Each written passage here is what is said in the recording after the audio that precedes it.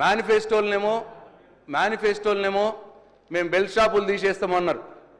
మరి ఇప్పుడు ఆదాయం పెరగాలంటే ఎక్కువ మంది అమ్మాలంటే ఎక్కువ షాపులు కావాలి. అంటే బెల్ట్ షాపులు మీరు ఎంకరేజ్ చేస్తున్నట్టే అని చెప్పి నేను ఈ సందర్భంగా తమరి ద్వారా ఈ ప్రభుత్వానికి చెప్తా ఉన్నా. అట్లనే మీ కాంగ్రెస్ మేనిఫెస్టోలో పెట్టినట్టు బెల్ట్ షాపులు తీసేయడానికి ప్రయత్నం చేయండి, తీసేయండి అని చెప్పి ప్రభుత్వాన్ని నేను డిమాండ్ చేస్తా ఉన్నా. అదే అన్నారు, ఇప్పుడే పెంచుతున్న రేట్లు అన్నారు. అదే కొత్త బ్రాండ్లు, కొత్త బీర్లు, కొత్త బార్లు, మరిన్ని బెల్ట్ షాపులు. ఇదేనా ఈ కాంగ్రెస్ పార్టీ యొక్క పాలసీ, ప్రభుత్వం యొక్క పాలసీ అని చెప్పి నేను అడుగుతా ఉన్నాను అధ్యక్ష. తీవ్రంగా వ్యతిరేకిస్తున్నాం.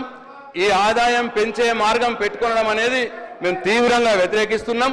దీన్ని ఉపసంహరించుకోవాలని చెప్పి ప్రభుత్వాన్ని నేను డిమాండ్ చేస్తూ 12,000 కోట్ల ఆదాయం పెంచడానికి పెట్టుకున్నారు. ఇది చాలా ఎక్కువ అధ్యక్ష. ఒకటేసారి మరి మొత్తం మీ ఆదాయం కోసం కుటుంబాలని ఛిద్రం చేస్తారా అని చెప్పి నేను ఈ ప్రభుత్వాన్ని అడదలుచుకున్న అధ్యక్ష.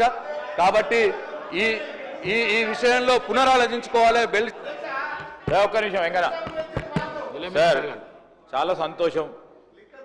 ఇప్పటికైనా బెల్ట్ షాపులు తీసుకొచ్చినాము, మేమే ప్రోత్సాహం చేసిన అని చెప్పిన ప్రశాంత్ రెడ్డి గారికి, ఆ టీఆర్ఎస్ పార్టీ ప్రభుత్వం సంతోషం.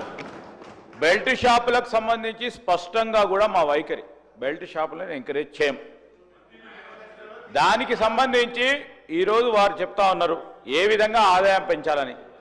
ఆదాయం పెంచడానికి కేవలం రేట్లు పెంచడానికో లేకుంటే బెల్ట్ షాప్ పెంచడం కాదు అధ్యక్ష. లీకేజెస్ ఏదైనా డిపార్ట్మెంట్లో ఉంటే దాన్ని అరికట్టే కార్యక్రమం చేస్తామని చెప్పడానికే మేము ఆదాయం పెంచుతామని చెప్పాము. ఆ విధమైన లీకేజెస్ ఉండే వారి ప్రభుత్వ హయాంలో ఆ లీకేజెస్ని అరికట్టే కార్యాచరణ తీసుకుంటున్నాం కనుకనే మాకు నమ్మకం ఉంది. వారు అన్ని వారే చేసిండ్రు, బెల్ట్ షాపులు తెరిచిండ్రు అడ్డగోలుగా ఇష్టారాజ్యంగా. ఈరోజు ఆ బ్రీవరేజ్ కంపెనీకి సంబంధించి ఏ విధంగా చెప్పిండ్రో ఆ విధంగా చెప్పాను. కానీ అధ్యక్ష, ఈరోజు చౌక ధరలకు సంబంధించిన షాపులలో కూడా అమ్ముకునే అవకాశం ఇచ్చిన అధ్యక్ష వారు అనేక సందర్భాల్లో వారు పట్టుబడ్డారు అధ్యక్ష.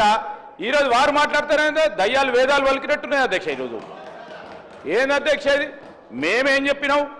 లీకేజెస్ని అరెస్ట్ చేస్తాం, అడ్మినిస్ట్రేటివ్ రిఫార్మ్స్ తీసుకొస్తాం, దానివల్ల ఈ విధంగా మాకు రెవెన్యూ పెంచే అవకాశం ఉంటుందని చెప్పినాం. దాన్ని తీసుకుపోయి ఆయనకున్న నిజంగా అనుభవంతో దాన్ని అటెండర్ తీసుకుపోయి ఆ విధంగా మాట్లాడే ప్రయత్నం చేస్తూ ఉన్నారు అధ్యక్ష. చాలా సమయం ఇచ్చారు అధ్యక్ష వారికి. దయచేసి ప్రశాంత్ రెడ్డి గారు కంక్లూడ్ కూడా చేయడం జరిగిందని వారు చెప్పిండ్రు. దయచేసి ఇప్పుడు మా సభ్యులకు అవకాశం అని కోరుతా ఉన్నాను. శ్రీధర్ బాబు గారు చాలా చిలక పలుకులు పలికినారు సార్. ఇప్పుడు నేనేమంటున్నా అంటే ఈ ప్రభుత్వానికి చిత్తశుద్ధి ఉంటే మీరు మేనిఫెస్టోలో చెప్పినట్టు బెల్ట్ షాపుల్ని తీసేయండి. ప్రభుత్వం మీదే ఉన్నది, మీరు మేనిఫెస్టోలో చెప్పినట్టు బెల్ట్ షాపులు తీసేయాలని చెప్పి నేను డిమాండ్ చేస్తూ, అదే అధ్యక్ష బెల్ట్ షాపులు తీసేయాలి. అట్లనే ఆదాయం 12,000 కోట్లు. 12,000 కోట్లు అంటే మామూలు మాట కాదు సార్. 12,000 కోట్లు ఇవాళ పెంచాలా అనంటే ఎన్ని రేట్లు పెంచుతారు సార్? ఏం చేస్తారు సార్? ఏ పిలుపురేది ఉంటుంది సార్? ఇదంతా కూడా సార్ ఇది అన్యాయం సార్. 12,000 కోట్లు పెంచడం అయితే ప్రజల్ని మందు ఎక్కువ తాగిపోయడం, లేకపోతే ప్రజల మీద భారం మోపడం, ఈ రెండు విషయాలే మరి టార్గెట్గా పెట్టుకున్నారు. దయచేసి దీని మీద పునరాలోచించాలి, బెల్ట్ షాపులు ఎత్తేయాలి, ఈ 12,000 కోట్లు ఆదాయం పెంచాలన్న దాన్ని వాపసు తీసుకోవాలని చెప్పి నేను డిమాండ్ చేస్తూ సెలవు తీసుకుంటున్నాను.